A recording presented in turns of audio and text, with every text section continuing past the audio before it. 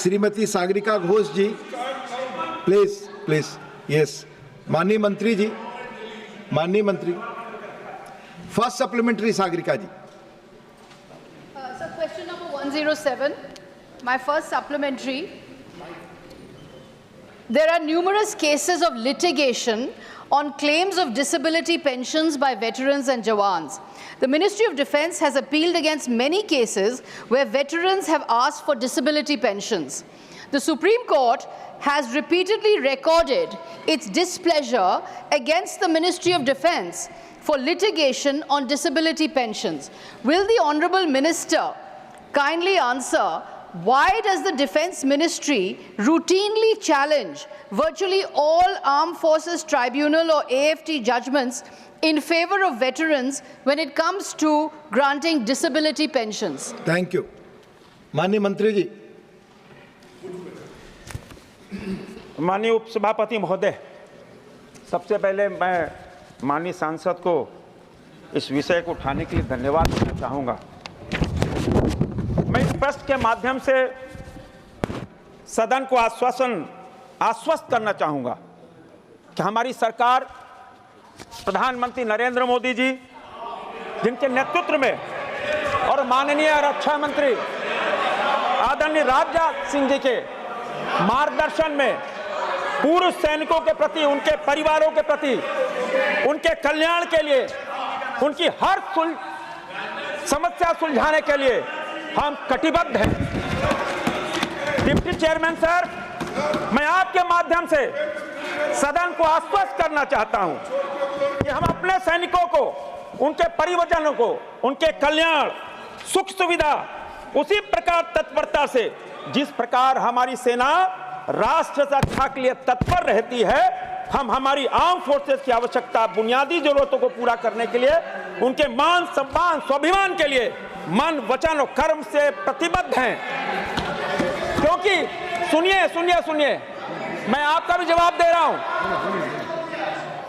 क्योंकि हमारे सैनिक, वेटरन्स, सभापति महोदय, हमारे सैनिक, पूर्व सैनिक, 140 करोड़ देशवासी नेशन फर्स्ट, राष्ट्र प्रथम के भाव से काम करते हैं।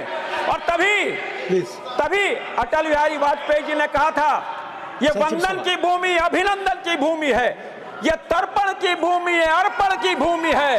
यहाँ की गंगा, यहाँ की नदी गंगा है, यहाँ का कंकड़ संकर है। हम जिएंगे तो भारत के लिए, मरेंगे भी तो भारत के लिए।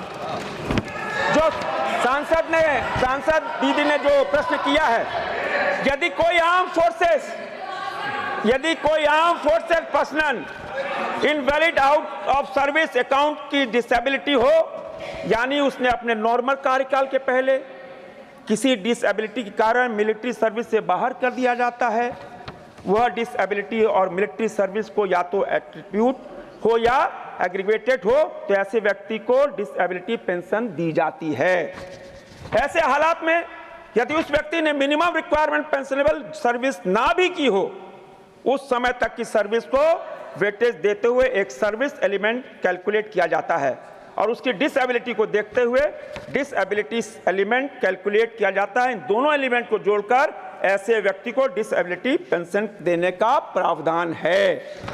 एक दूसरी श्रेणी में भी, जिसमें डिसेबिलिटी एलिमेंट दिया जाता है, यदि कोई आर्म फोर्सेस पर्सनल अपना नॉर्मल कार्यकाल पूरा करके सेवानिवृत्त हो जाता है, रिटायर हो जाता है, तो डिसेबिलिटी या इम्पेयरमेंट जो 20% उससे अधिक है, या मिलिट्री सर्विस को एट्रीब्यूट या उससे एग्रेवेटेड हो, तो ऐसे व्यक्ति को सर्विस पेंशन के साथ साथ डिसेबिलिटी एलिमेंट या इम्पेयरमेंट रिलीफ भी दिया जाता है। क्योंकि इन व्यक्तियों ने अपना नॉर्मल सर्विस कार्यकाल पूरा कर लिया है, इसलिए उन्हें नॉर्मल सर्विस पेंशन दी जाती है, और यदि दी हो तो इस डिसेबिलिटी एलिमेंट भी दिया जाता है।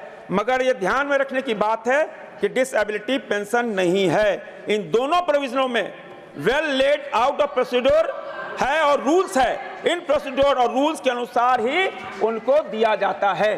धन्यवाद। Second supplementary.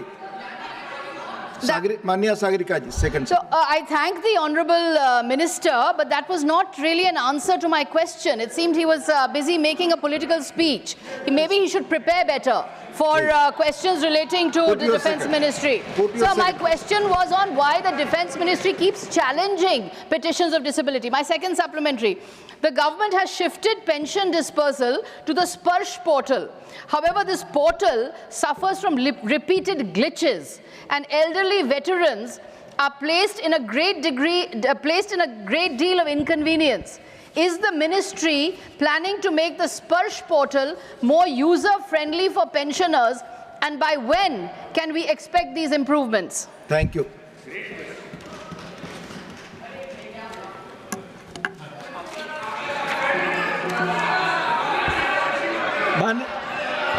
प्लीज आप सुनिए तो। प्लीज अपनी सीट पर रख, अपनी सीट पर रहें प्लीज। अरे सुनिए तो। No comments from your seat please. आप बोले, आप बोले। उपसभापति महोदय, उपसभापति महोदय, नो कमेंट विल सिट जो प्लीज। सांसद, माननीय सांसद ने जो प्रश्न पूछा है, जब से स्पर्श पोर्टल हम जब लाए हैं, इसको है स्पर्श सिस्टम फॉर पेंशन एडमिनिस्ट्रेशन रक्षा, एक ट्रांसपेरेंट पेंशन ऑनलाइन सेक्शन है।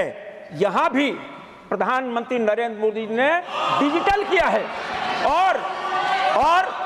और मैं कहना चाहूंगा, ये वेटरन भाइयों और उनके परिवार को पोर्टल में पेंशन की अपनी एलिजिबिलिटी और उसका डिटेल्स को रियल टाइम में देख पाने में सहयोग करती है, जो कि पुराने मैनुअल सिस्टम में नहीं है। और अब जब वे पुराने सिस्टम में दर्ज किए अपने डाटा को स्पर्श में देख सकते हैं, तो उन्हें अपने डाटा का डिस्क्रिप्शन पता चलती है कि वो शिकायत के माध्यम से डेटा सुधार के लिए आवेदन करते हैं। इससे शिकायतों की संख्या में वृद्धि हुई है। ये ट्रांसपेरेंट है, डिजिटल है और सिंगल विंडो सिस्टम है। परंतु इसका पॉजिटिव एस्पेक्ट यह है कि इससे इनके डेटा में सुधार करने का अवसर मिलता है, जो पहले पॉसिबल नहीं था।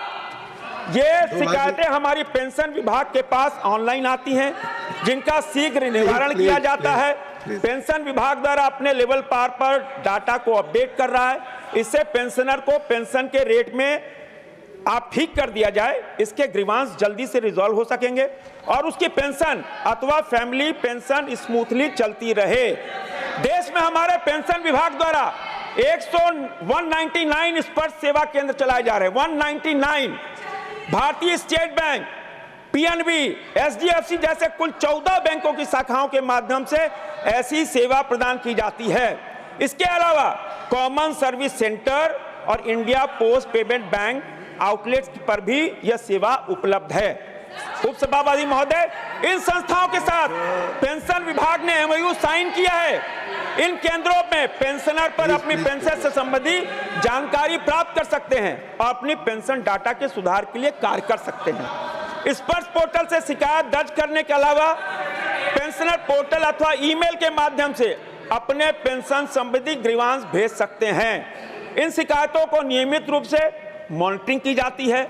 मिनिस्ट्री के department of ex serviceman welfare नई दिल्ली और पेंशन कार्यालय प्रयागराज से एक डेडिकेटेड पेंशन ग्रीवांस सेल है, जहां पेंशनर अपनी पेंशन संबंधी समस्या का हल करा सकते हैं। स्पर्श पोर्टल के स्थापना के समय से ही हम कह सकते हैं अब तक पोर्टल बिल्कुल अच्छी तरह चल रहा है। माननीय सांसद ने जो इस प्रश्न, उपसभापति महोदय, माननीय